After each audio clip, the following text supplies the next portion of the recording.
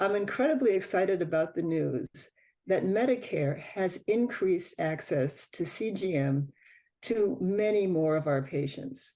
So for a while, we've had access to CGM for our patients who are on insulin, but now we have access to people who are on non-insulin therapies who are also having hypoglycemia. Let me go through what the new rules are.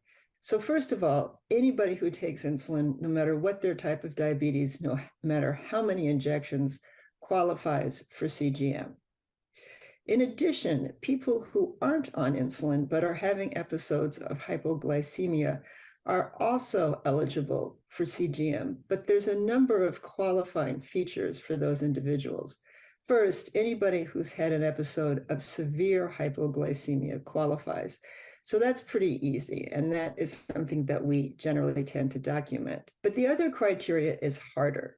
It requires that a person have 2 or more episodes of level 2 hypoglycemia, which means a glucose level of 54. And it also states that there have to be at least 1, if not more, attempts to adjust their medication to prevent this from happening. It is harder to document these episodes of level 2 hypoglycemia because these people aren't on CGM, and it requires that they do finger sticks to prove that their glucose level is less than 54. And most of my patients just treat an episode of hypoglycemia that's less than 54 rather than do a finger stick. So we'll have to figure out how to document these episodes. And obviously, you don't want someone to have an episode of level 2 hypoglycemia in order to qualify for CGM. So we'll have to be clear in our documentation and make sure we help our patients who need CGM get their CGM.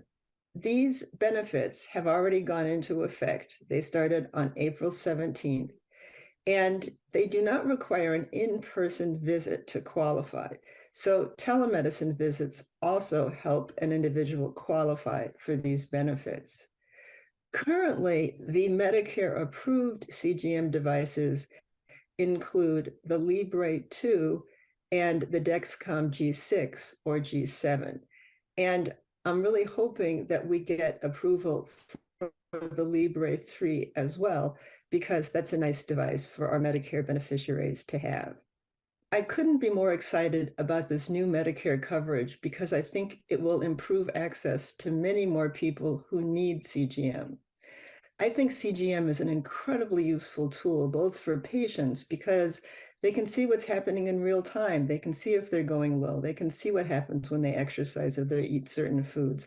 I think it's a wonderful tool for patients, and I think it's incredibly helpful for providers because it lets us look at what's happening with our patients. It helps us adjust their medications, and I think it helps us encourage them to manage their diabetes.